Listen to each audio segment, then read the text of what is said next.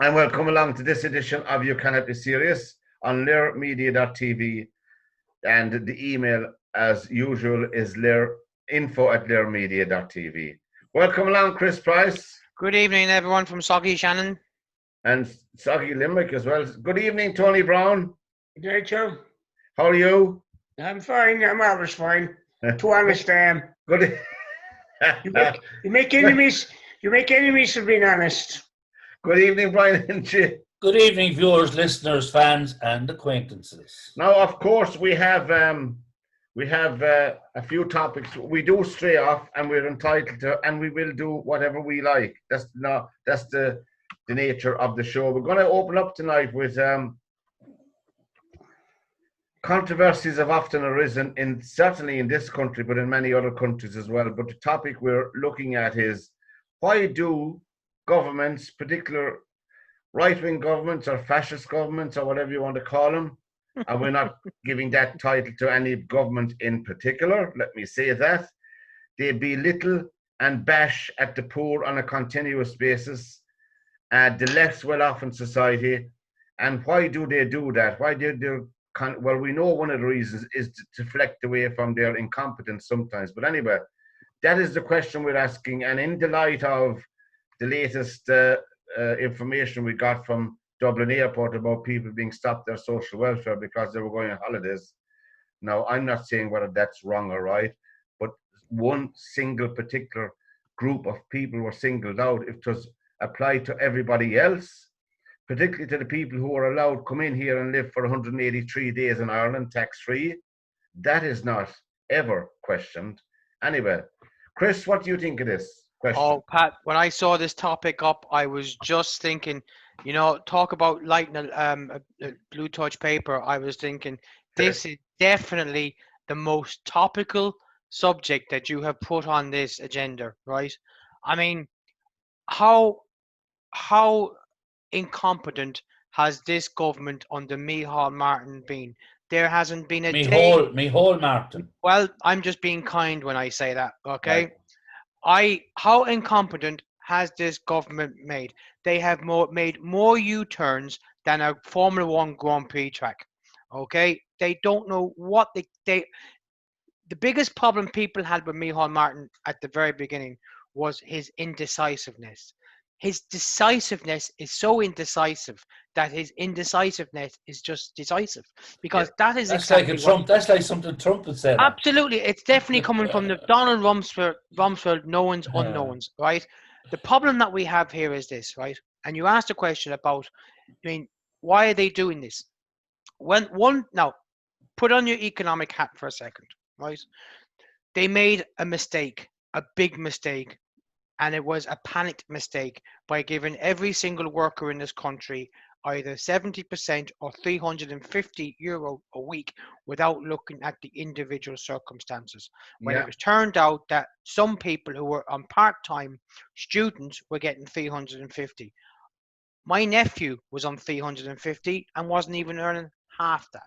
And no pub to spend it in. Exactly, right? So the problem that you had here, is that we have now, and I have to say, it's turning fascist with the way we have come for the last month. And I don't like saying that about Ireland, but it has become that. I listened to Liveline yesterday on my day off, and this guy was in Dublin Airport, approached by two unarmed guards about where he was going. Now, those two unarmed guards turned the information that he was on a Ryanair flight to Newcastle on the 6th of July or whatever it was, and they basically shopped him to the social welfare.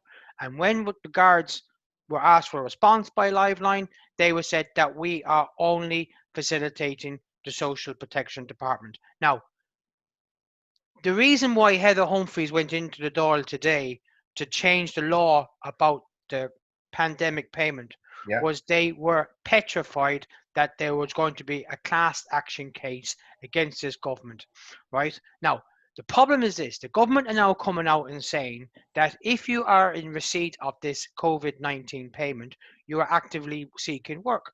But hang on a second, guys. We're not actively seeking work because we haven't been made redundant by our companies.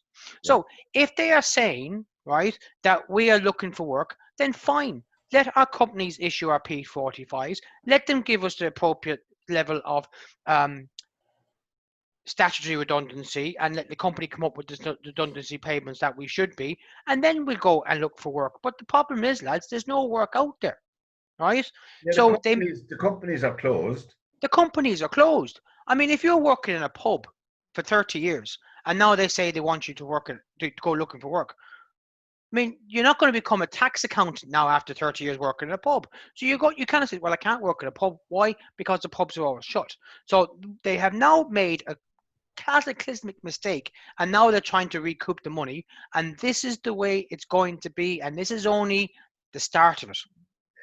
And Brian, the question we're asking is people being stopped from going on holiday was where it came in. And another couple had their children's allowance taken off them because they went on holidays as a family. What do you think of that, carry on, Brian? Well, I think Miss Heather Humphreys is becoming the new Joan the Phone.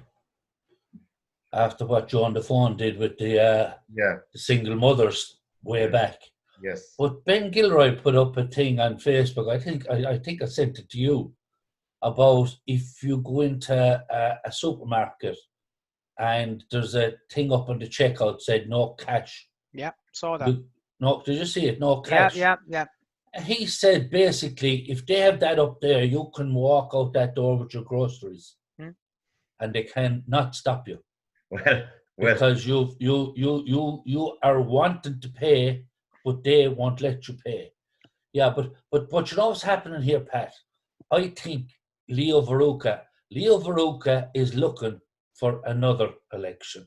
He is, of course. He's doing little things. He's going against me whole. He's going, you know, it's a game of fucking cat and mouse, lads. Yes. And do you know something? It's good television.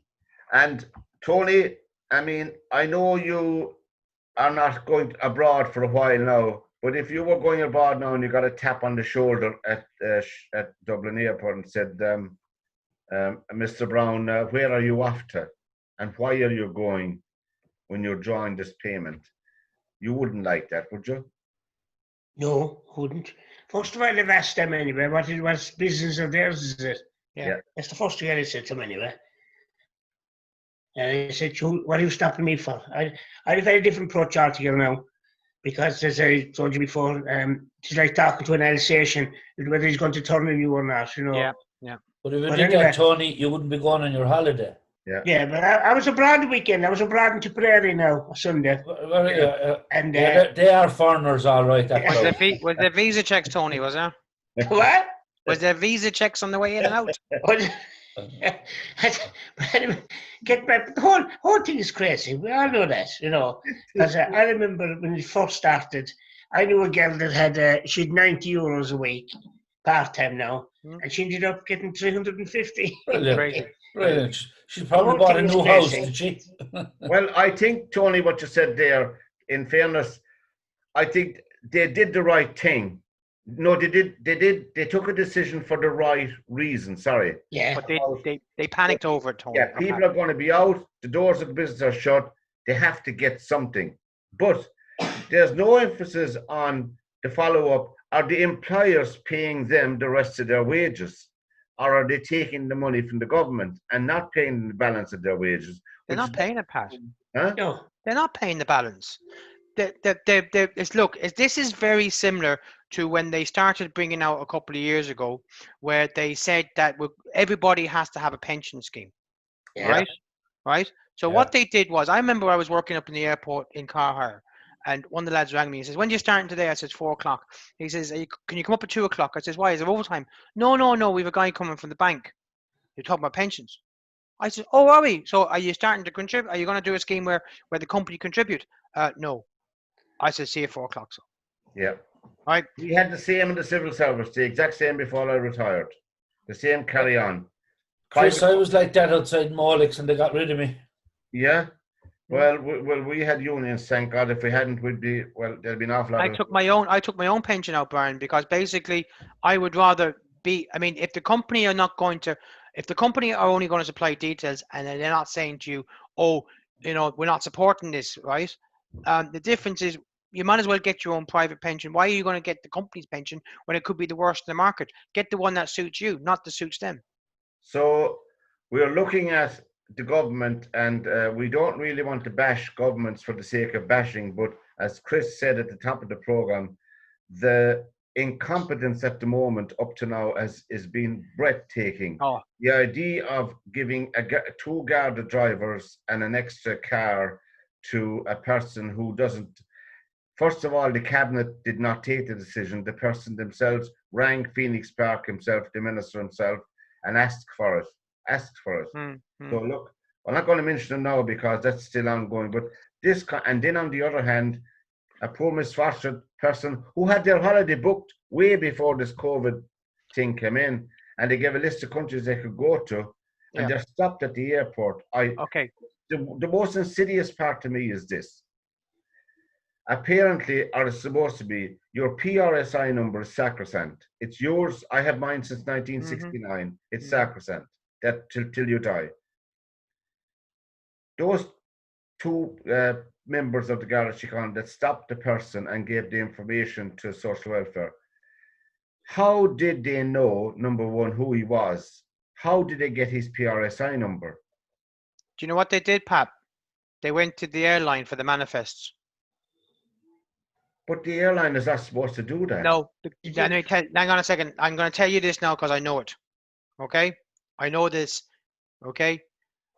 Every single passenger manifest from a plane, whether it's private aviation or commercial, is given to the Garda Bureau of Immigration before it either leaves or comes in. All right. Okay. That's Okay? great. Right? That's what happens. You have to. I remember this is what I did before I worked where I am now for about 3 years. Every single flight that leaves or comes into the country, and remember now, you know me, Pat. I was dealing with a specific billionaire. Every single flight that leaves the country or comes in, the manifest has to be sent to the Garda of Immigration, right, and customs as well. Yeah. So I think what's happened here is the guards, under the direction of the Social Protection Department, went into the Garda Immigration inside in Dublin Airport and requested those lists, and they wanted to tick off who was Irish citizens, who was not, and that's where they get the information from. Right now, the question you asked about what they're doing is, they now know that they have got an almighty tax bill to pay for at the end of this. They've increased this scheme to last April, so they think the little man is in clover to next April, right? Now they're looking at ways, they're scratching their head, coming up with ways to claw the money back. So what they're saying is quite clearly is this, right? We need to stop paying this money because the rate of is not coming down as fast as it should be, right? The problem we have here is this, that they are changing the rules as they go every day. No, but this and the Data Protection Commissioner has a lot to answer for here, right? They did this today where they stopped the guards now going into Dublin Airport, or they stopped the cancellation of the COVID payment because they were going to get a tsunami of cases going into the courts. If you're unemployed, you are entitled to 2 weeks holidays, and you apply for those 2 weeks holidays with your social welfare office, and you go, because it's very clear that you could be a married person and you may have lost your job, yet one partner could be working, so you can still afford to go, right? It happens, right? As you said earlier on, people have paid for the holidays well before this. I mean, a lot of people pay for the holidays in January because that's when they get these things, gives them time, right? So this was before COVID started, right? These people and the government have now been shamed into changing this.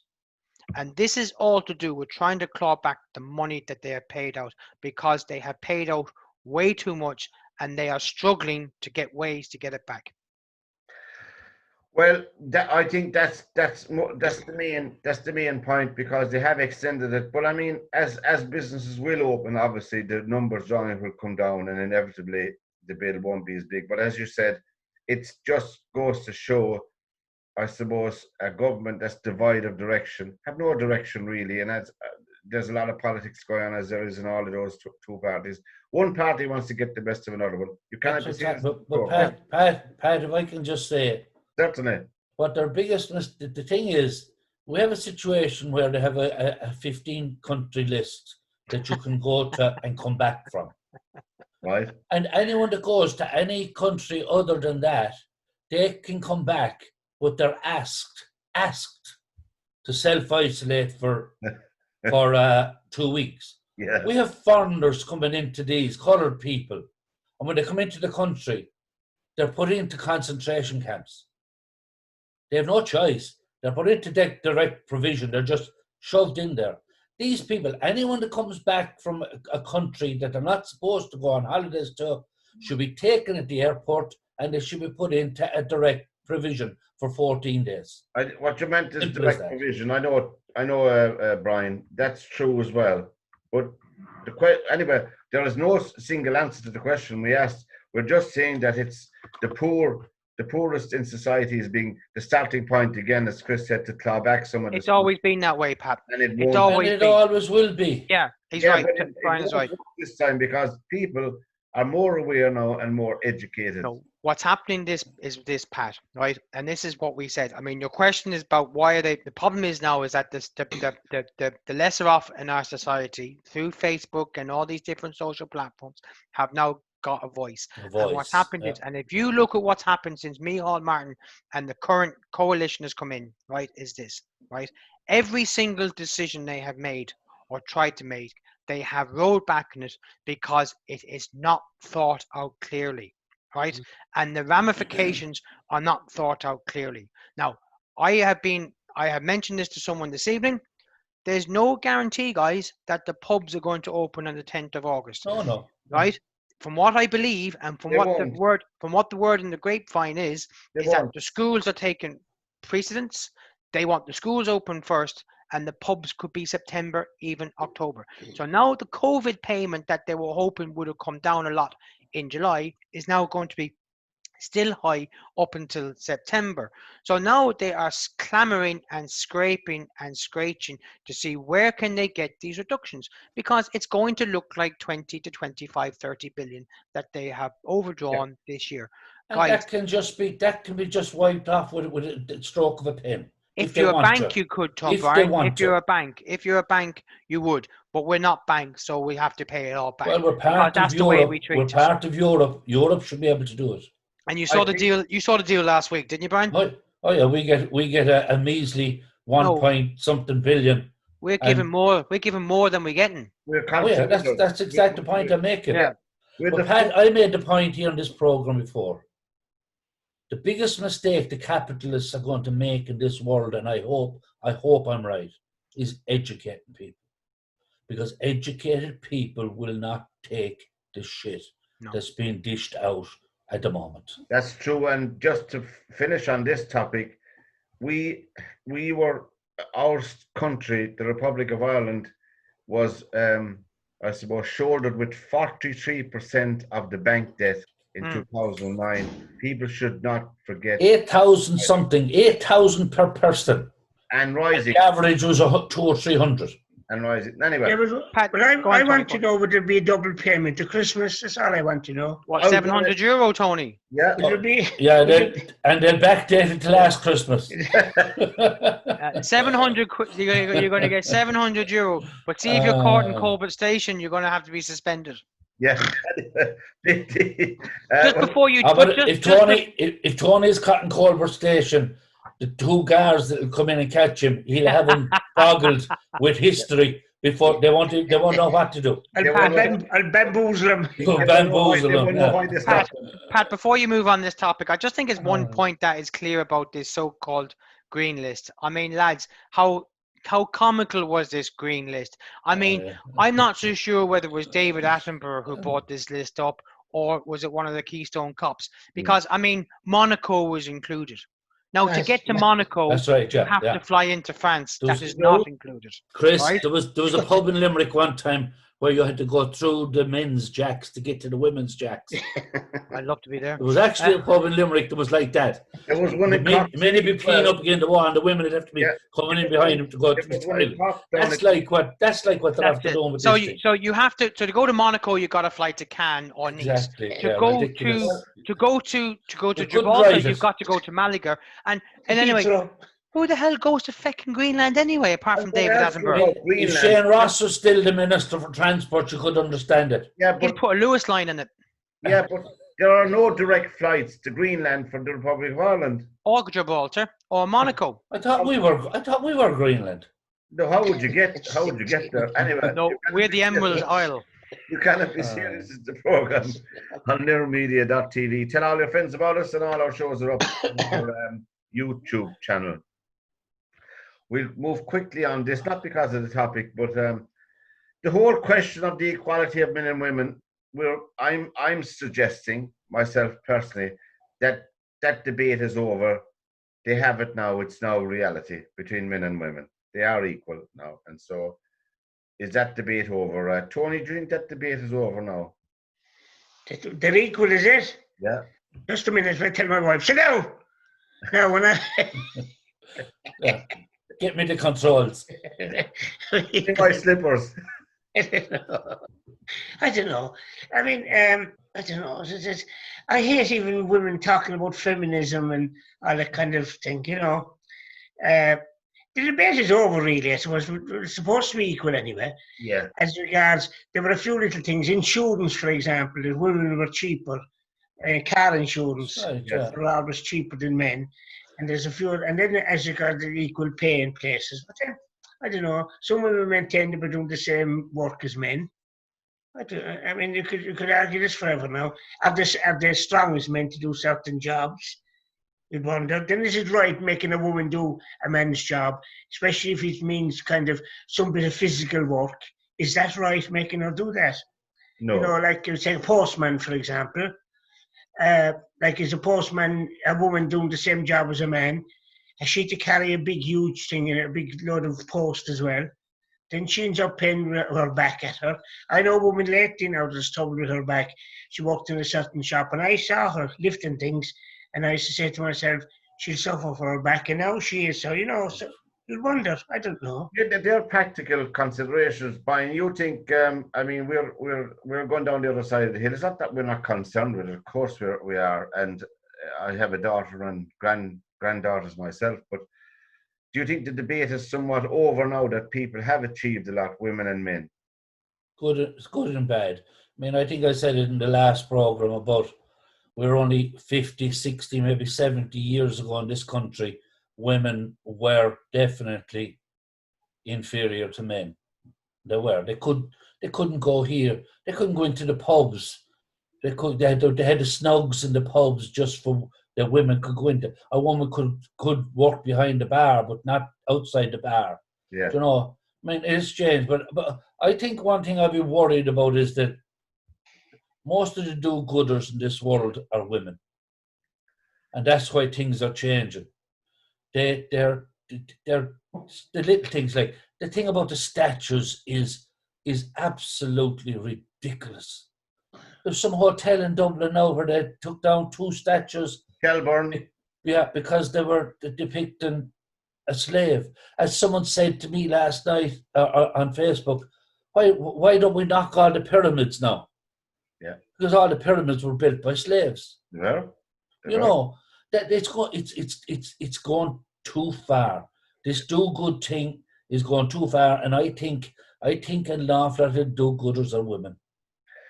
And Chris, we're asking the question: is it over? Really, the real debate is it settling down to some kind of decent equality between men? What and type of equality are you talking about, Pat? Here, are you talking about men and women, or you're talking Men about and women. race? Men and women, not race, just men and Not women. race. You're talking about men and women. Yeah. Geez, I remember this. My dad used to be on the buildings years ago, and when this came up 30, 40 years ago, he says, "Fine, let's see him take the hood carry up the ladder and see how much they want." Mm.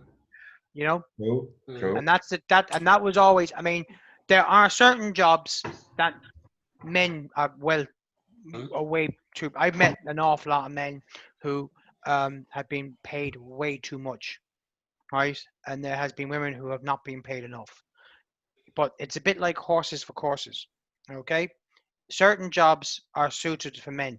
If a woman wants to do it, fine. Who am I to judge? If they want to get the same money as a man, especially when the building trade years ago used to be on piecework. Yes. They didn't get a set wage. It was all on piecework. So if a guy who's a bricklayer is on whatever 40 pence a block or 40 pence a brick, and he's not getting his bricks in time, you're costing him money. Yeah.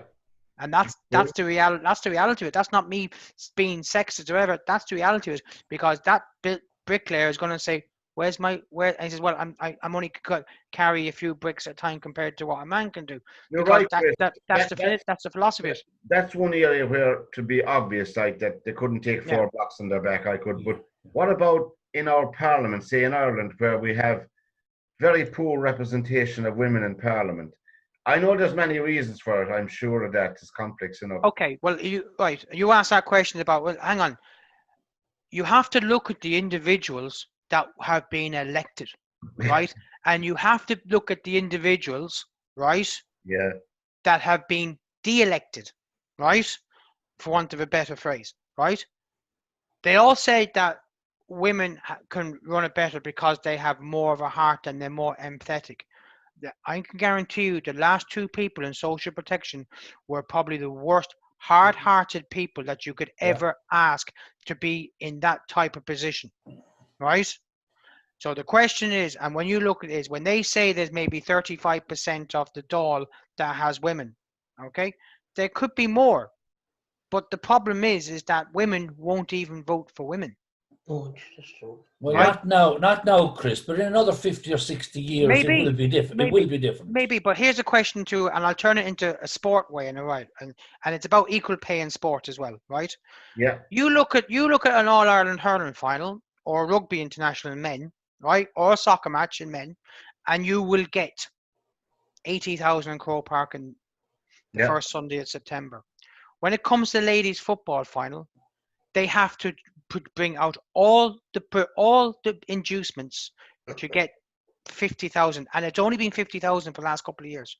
Yeah. There was a lot of women's All-Ireland finals that had maybe 10, 15,000, or weren't even in Croke Park because they couldn't justify it, right? Yeah, but media has a lot to do with that. Media has a lot to do with it, right? But here's the problem: you go to an All-Ireland hurling final with 80,000 people. There's at least 25 to 30,000 women, if not more. Oh, yeah. Those 25 to 30,000 women that go to a men's All-Ireland hurling final, and they all have their knitting. They are not. No, well, I tell you, I met more women who know more about sport than a lot of men that I know, right? But the point I'm making is that 25 to 30,000 that go to a men's final wouldn't be seen at a women's final if it was outside their back garden. The biggest problem that you have is women don't vote for women, and women don't go to women's sports. Until they get that sorted, then they may get a fair chance at equal pay in sport. But Pat, I went to Sligo IT for five years, 3 months a year, 5 years. Yeah. And in that 5 years, there was one girl toolmaker in the class, one girl, and she was very, very good. I would love to know. I'd love to know what happened to her. How did she progress? Did she keep doing it? Funny you should say that, Brian, because my son went to Sligo IT doing the carpentry and joinery, and there was only 2 ladies, 2 in their class as well, just 2. Yeah. And so there are jobs they can do. Carpentry. But we shouldn't get, I suppose, bogged down. All I would say, personally speaking, is I think it simply comes down to opportunities are there for men and women. And they're there in abundance now, and people can make. That's what I meant to say. Really, they can make up their own mind. There are plenty of opportunities now, for them. They can be a member of the Garda Síochána, whereas they couldn't be years ago. When they got married before in the civil service, they had to leave.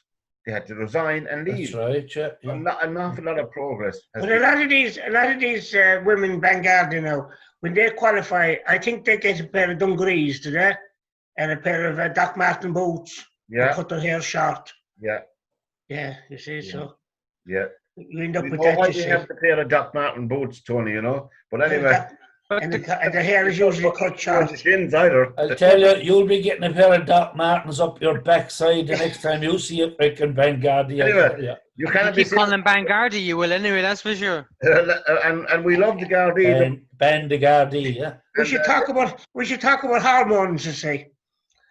Well, That's yes, the thing. but you cannot be serious as the program on near me. You trying to say that with a Seriously. straight face? You trying to say that with a straight face, No. Barry? We're talking about shoes.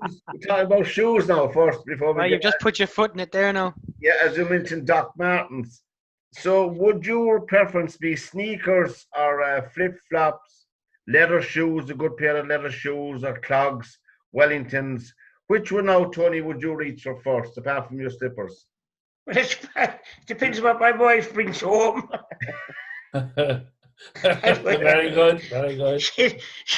She brings home. She says, "Try those on," and if they're right, I'll keep them. I said, "What do you think?" No, I can honestly say I don't think I was ever in a shoe shop, and that I just go up with my wife. Years ago, I used to buy shoes. God, we're going back 50 years ago. Yeah. But I wouldn't. I have a pair of slip-ons that you often saw on me now that I wear, and the backs of them are flattened down. Yeah. I never put up the back. My mother used to say, "You wreck your shoes," you know, put up the backs.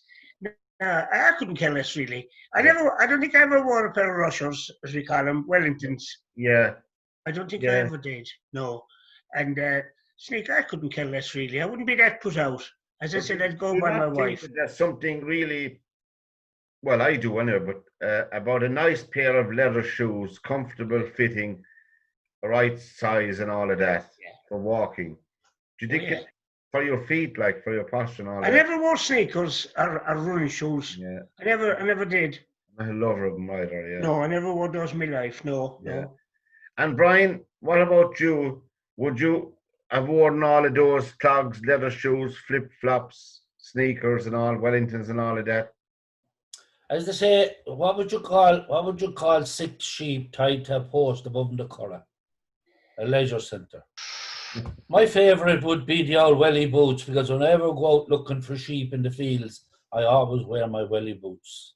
Very good, Baba. Well, we can't say that anymore now. I used to wear tackies, but now because I can't bend down, I can't wear anything with laces on them now. All right. Yeah. So the Velcro came in handy. It's brilliant. Slip on, slip off. Yeah, Velcro is. I'm still talking about shoes here now. Yeah, I know that Velcro was probably one of the best inventions. One of the best inventions, yeah, without a doubt. Yeah, and Chris, would you find yourself now in a shoe shop very often? No, not really. No, I kind of why. It's funny you should say that, because what I normally do is I've come to the age in my life where I get vouchers for Christmas. Okay, like the One for All Club vouchers, right? And I go into a certain shop in the Childers Road, and I will buy runners, maybe 2 or 3 pairs of runners that fit, and that'll do me the year. So I think I've still about 1 or 2 boxes of unopened runners there. That's going to keep me going for a while. But I do when I go on holidays, I do like to take the old sandals with me when it's a warm day. Sandals, no socks, that kind of thing. Yeah. But yeah, I mean, the last pair of shoes, you're gonna kill me for this. The last pair of shoes I got was my golf shoes, because the last ones just basically fell into tatters because of the rain. So I just bought myself a new pair of shoes last month anyway. So, but otherwise, I'm not a great person for wearing, like dress shoes. Like the black. What are golf shoes? Golf shoes are the ones that you wear playing golf. Why can't you wear army shoes? Because you slide away. There's spikes in them. Small little spikes to get the grip so you can keep your balance. Well, when you have to hit the ball as often as Chris have to hit it, you need a grip. Absolutely. You have to go into the bushes as often he has to find the ball. Well, that's where I need. That's when I take my Wellingtons in with me. The wellies, yeah. And when you hit that ball, does that ball go into another hole? Yeah. Yeah, you have to take that out and hit it to another hole. You have to take it back out of the hole after putting it in, yeah. It's called recycling, Tony. No, you cannot be serious as the program on their media.tv. And if the shoe fits, wear it. Yeah. Now, we had a little segment about born on this day. I don't know, did you get a chance to look it up or not? And I'll just give you one. In 1882, Benito Mussolini. Do you remember Benito Mussolini? He was born. Yeah. Of course, Right. he came to a dead end in 1945, and we know why. You know, he trying to escape, wasn't it? Put him upside down, didn't they? Yeah, they did. Yeah, Well, you did say actors, like, yeah, actors, anyone, etc., etc. actors, sports people, charlatans, chancellors, politicians, anyone you might like. You know, did you come across anyone, Brian? Pat, I looked it up today, and it went back to 18 something and the whole way up. And would you believe it? There wasn't one name the whole way up to 10 years ago that I recognised. Not even one. The only one I did, Clara Bro. Who's Clara Bro? Well, She was a silent screen actress. She was And a very she died in 1965. So she was born on this day in 1905. Yeah. Can't have a clue who she You was. ever hear of a Tony Calabo? Never heard of her. He There's was. bros. In Dublin, there's a kind of stone cutters. They're bros, big stone cutters. Oh, Chanting today, was she? And I it's don't just know that. spelled on us Bo, actually, B-O-W. Calabo. Yeah, Bo. Bowe. Well, she was young. Well, she was famous, and she made a lot of money, and she did didn't a lot. say a lot, though. Like it, did she? Her life is interesting. Now, Tony, did you come up? Would you know of anyone? What about you, Chris? Oh, certainly clue. Sally Gunnell was born today. She won the Olympics in 1992, I think it was. Ooh. Sally Gunnell, she won the hurdle. How come I didn't see hurdle. her today now? Was she from? I would have recognised her. And Fernando Alonso. Yeah, and Irish soccer player Jim Beglin. Oh yeah, Jim Beglin. Oh, Yeah. great Liverpool man. Great And Liverpool on man. this day in the year 2000, Brad and Jen got married. That just make your I day. thought you were going to say Brad Pitt was born and this. Brad Pitt and Jennifer Aniston got married. Oh, lovely. The lucky bastard. Now, Yeah, I was at the wedding. Wait till I tell you. I never knew I was looking up all these things you say. I could have been looking up as well. you see, Tony, I must apologize to Tony because I didn't phone him today. I didn't get a chance. I was too busy. I sent him the stuff. I normally phone him with all the stuff and we have a chat. But anyway, Light My Fire was number one. Like my father. Light My Fire for the Doors. On this day in 1967. Do you remember the Doors? The Jim Doors, Morrison. yeah. Oh, Jim Morrison. Good. But I don't know. Martina McBride, did you ever hear of her?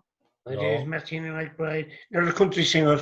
And on this day in 1921, Adolf Hitler became leader of the Nazi Party. That's Oh, right. see Yes. that? Yeah, I saw that one. That's only a historical fact. That's why we're Yeah. mentioning it. We don't like mentioning that man's name at all. And That's also, helpless. Did you see the programme the other night about the spy that was living in Donegal? I didn't He was a know. Nazi. Go here.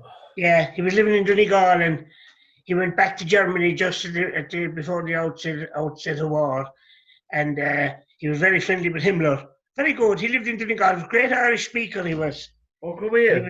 He wrote to Douglas Hyde Can you looking remember his name at all? to get him off when he was caught. And he wrote to Douglas Hyde in the old Irish script to use. But he didn't anyway. But anyway, I worked with a lad in Shannon. He was a lovely lad from Wexford. And his name was Hess. I know him. Oh, yeah. I know him. Go here. You know him, you do. I Yeah. do. Doesn't Lovely look too fella. far away from me. Nice lad. Lovely fella. Yeah. I know the He's guy a you're talking Hess. about. Is I his mean, full name Hess, is it? Yeah, he got his son, yeah, H-E-S-S-E, I think, is it? Yeah. Hess. Yeah, I know a Yes, fella living in yes. Tralee. Brian Hess was his name. Funny now. Yeah. They must be related. There must be something there. Yeah. Thing, Yeah. you know. Well, yes, I wouldn't like to have. A lot of German spies dropped in during the war, didn't they? There is, yeah. There is two about Belnenti and Well, He- then, Ross. I wonder did any guards come and have a chat with them now when they dropped in?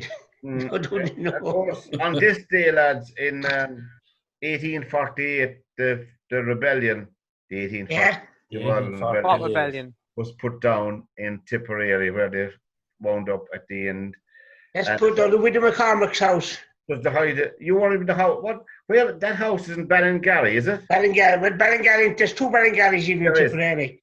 This is the one down at the Commons, down near, how would I explain to you? I was there several times before they did it up. They've done it up now. And And where is that, Tony? Geographically speaking, near, shouldn't be far from Thurles, near a place, Horse and Jockey, you might know. I know it, yeah. Not far from there. And near Ballysloe. I know what it is, but I can't think off the top of my head now exactly how to get there. But I know what it is. I have a question for you, or Tony. The Battle of Aughrim. Yes? What happened at the Battle of Aughrim, or what was It it? was a terrible thing, really. It was a terrible defeat for Ireland. Against General who? St. Root was killed at the Battle of Aughrim. They came to Limerick after that, after Aughrim. There's an Aughrim now, people get confused with the one in Wicklow. yes, Well, the one I done was Ballinasloe. up near Ballinasloe, up that side. Yeah, just out the road. There was a man, Martin Joyce, he used to live for that, he was saying. His son actually has written a book at the moment on the battle, Martin Joyce's son. But it's worth the centre, an interpretive centre there now.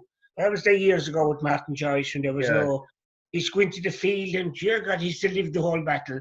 What happened? So it's a defeat, really. The Williamites defeated What year was it? 1690. They came down to Limerick after that. but before that, they had a few victories, didn't they? They had a famous one in was it Ballinrobe? Did they give its name to Ballinrobe races? The Ballinrobe races. No, you're thinking of the races of no, the Jesus after I can't think this minute. No, you're thinking of the French when they landed above it. Yes. The race of Castlebar. Yes. The race of the Castlebar. Yes, the Castlebar. That was led by, well, he's like to call himself a Limerick man, Lord Gort Vericker. And I don't found out afterwards it wasn't as good as he just let it out to be. But anyway, no, we're getting back to Aughrim.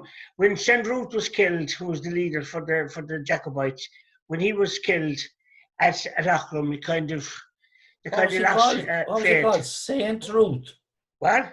What did you call him? Gerald St. Root. Saint Root. Or Well, Saint, it's like the name St. like John. Saint John or like They Saint. pronounce it as St. I John. was wondering was it a Saint Root. saint? He was a commander of the Jacobites, and it's a pity he was killed, and it kind of deflated the whole thing. They were doing well. Till that. They were on the way anyway to Limerick, one way or the other, the Williamites were. And it was the fall of Limerick after that the whole thing was finished. We ended up with all the Dutch here then. That's how we ended up with all these Dutch names. The declines and all them. The Dutch came in, Vericker, and again all the Dutch came in with the Williamites. And of course, we were talking about the 1848 rebellion put down on this day in Tipperary. Of course, a lot of those people went away off to America and they fought on both sides of the American Civil War. Thomas Francis Maher, and of course you had John Mitchell. I forget John Mitchell. John Mitchell. There's a book always being published, constantly being reprinted. The Jail Journey, John Mitchell's Jail Journey, which you forget, you know. Talking of that, there was a big sale today, which I'd like to have been at, but you couldn't go. It's done on the internet. Hundreds of books sold today up in Bor, a huge sale above in Purcell's in Bor. Yeah. Of Irish books. Hundreds of books. But there must have been, I went through, you can see it on the internet, you'll get it. Put in Purcell Auctioneers, and you'll see the amount of books. There were 615 lots. Oh, yeah. And in the slots, there were 6 and 8 books in some of them. Some fabulous editions. books. I had quite a few of them now for sale. I was surprised at some of the prices, you know, that they had. But a massive sale was today. Before we finish, there was a gentleman born on this day in 1796. I never heard of him, but I heard of him, but I had forgotten him. Walter Hunt. He was the inventor, he's from America, of the safety pin. No, and he also invented later on the sewing machine. So there you are. That's Walter Hunt, if it ever came up in the quiz. Well, he'd never have been able to invent the sewing machine without the old fucking needle, would he? I suppose not, though. The needle came first, did it? Yeah. The needle came first. Yeah. The wheel thing, the whole wheel thing. We must get back to these, if people are interested, these battles, these historical characters like Thomas Francis Maher, who didn't Didn't he wave the tricolour for the first time? Tricolour, yeah. Didn't he They're the wave Waterford, yeah. Was it?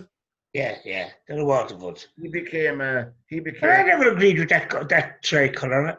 I don't know why he came up with that, because it's suppose everyone was told going to school that the Irish flag was green, white, and gold, was to keep the unionists out of it. And most people, if you ask them tomorrow what the colour of the Irish flag is, they'll say green, white, and gold. not.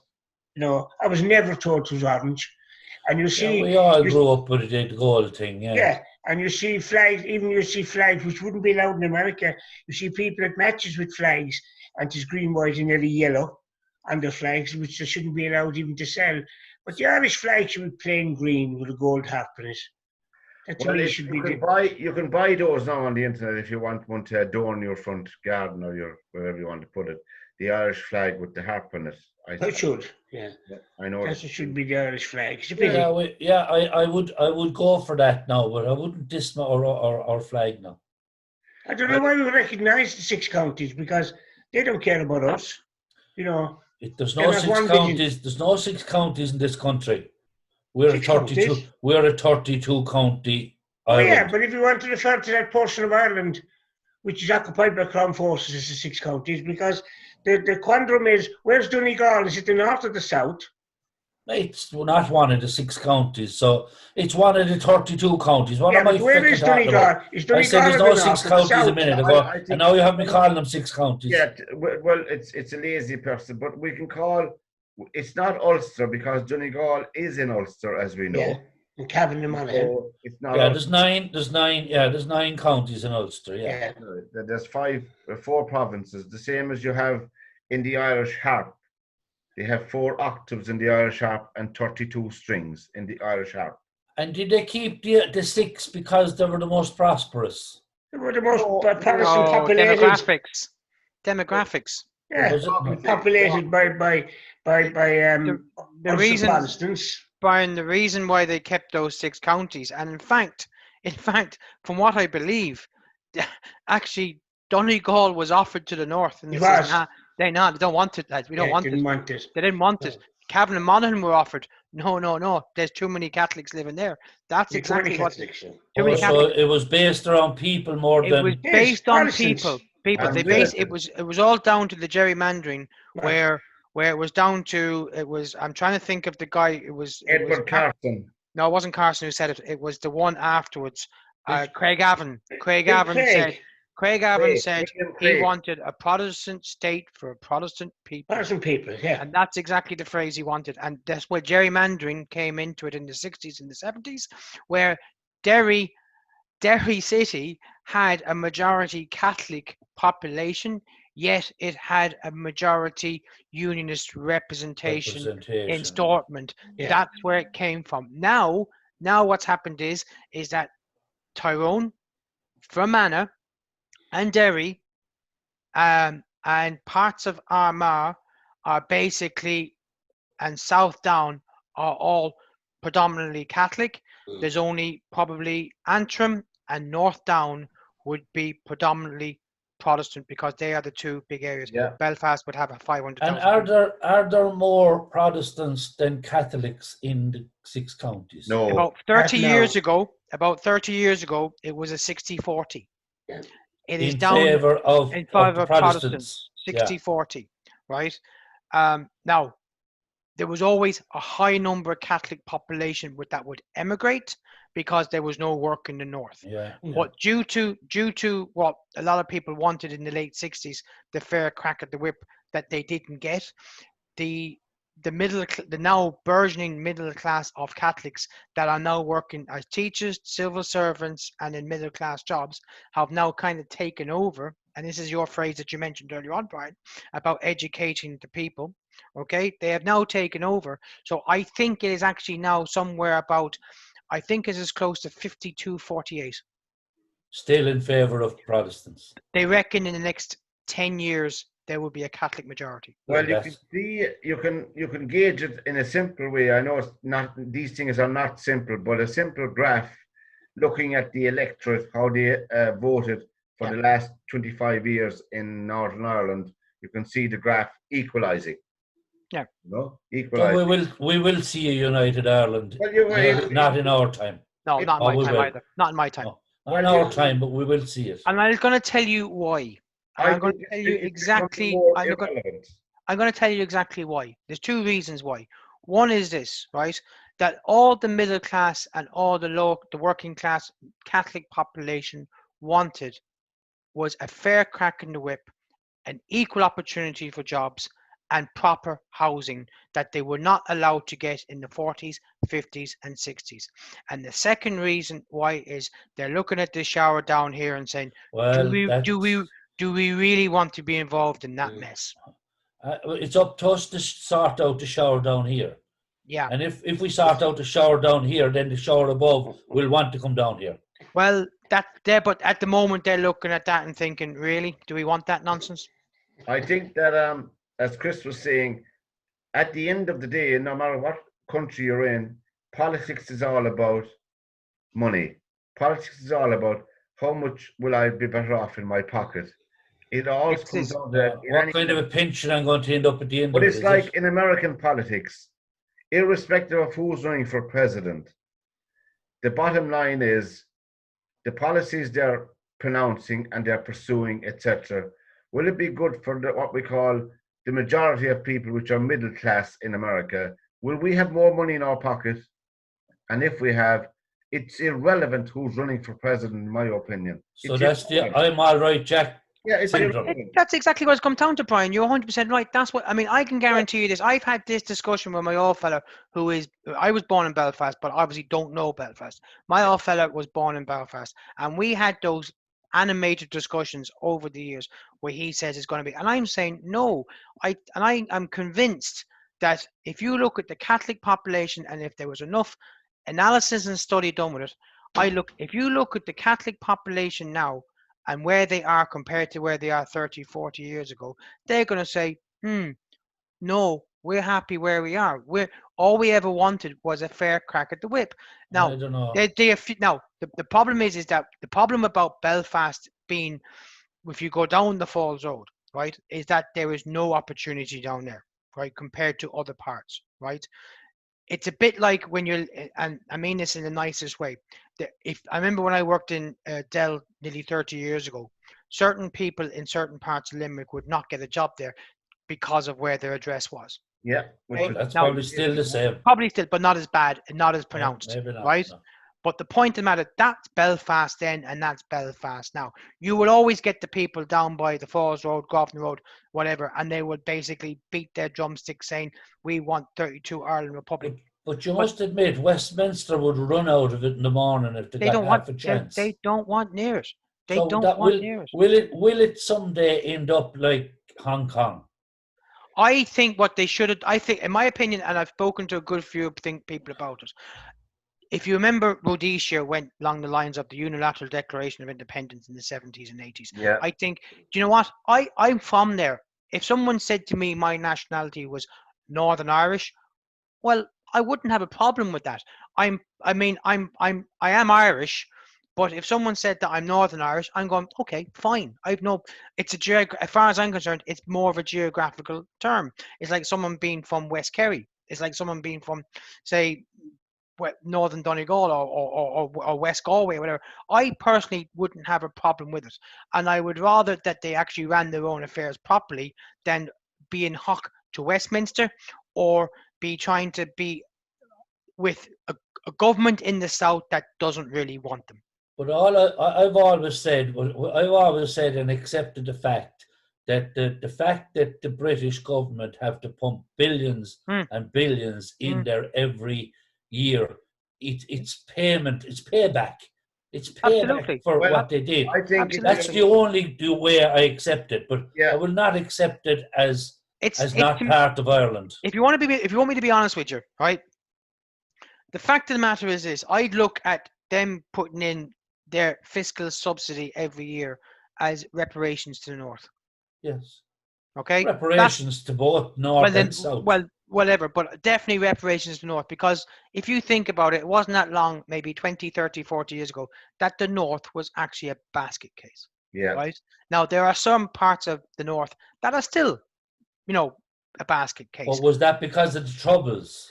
That there was a lot of companies. The problem, if you analyze this, the biggest problem that the North had is with America, right? The Americans hate that phrase 32 county socialist republic. The Americans, whether you like it or not, do not like that term socialist. So when you take away that 32 socialist county republic away from that, then the Americans feel better to actually invest. Now, the investment does come because the troubles are gone. The fact that the guys like Clinton and George, what was his name? That was the guy that was involved. George Mitchell. Yeah. The fact that these guys had massive credibility and were there for the long haul meant that the guys in Washington and New York says, we think we're going to invest there. So the money is getting in. But I do think the lack of violence, but I think the phrase that Sinn Féin don't use anymore, and it took them a long time to get rid of it, was the taking out of that word socialist republic. It makes a massive difference for investment. Well, I think that the whole principle of that the republic is something that it's done now with a small r, because it's socialism, Pat. They're not republic. It's socialism. Exactly. The Americans who put the most of money into this country do not want to see barriers. But is socialism not the way the world should be going? You have capitalism and you have communism. And then, in my opinion, socialism is in the middle. If you can come to the middle ground between communist and capitalist, then that's the way the world should fall into place. The world is a smaller place today, and than it was even when I was growing up, and we're becoming a lot more interdependent on each other. So therefore, we cannot ever stand alone as a country again, ever. No country can do that, no matter how big or small. You can see it. But we should be one country, though, Pat. Yeah, we should, but I think it's becoming more and more irrelevant because, as I said, we're not self-sufficient as a country. We never will be the way we're socially run for the last 100 years. Until that changes, we're like... Well, I know we have sold ourselves probably out to Europe to a certain extent. Well, the ideal was good, the principle was good, but the way the European project has evolved is for another day, lads. We're run out of time, Tony. What we'll do... Great discussion, We'll be doing another program on Friday. We're doing them three times a week, Monday, Wednesday, and Friday. We're slowed under with programs to come on stream, but... You're losing it, Pat. Pat, you're losing it. You're supposed to be able to keep going every day. I know, there's an outside chance we may be streaming live on Friday with this program to frighten you all. Oh, thank God! We got all the me holes and the Verucas out. We got all the FCs and Bs out of the way. Is that what it is? We'll have to come across more refined, like the sugar, on the next program. So, lads, from Chris Price, from Tony Brown, from Brian Hinchy, good night and good luck. Take it easy, guys. Good luck. Slán a bhaile.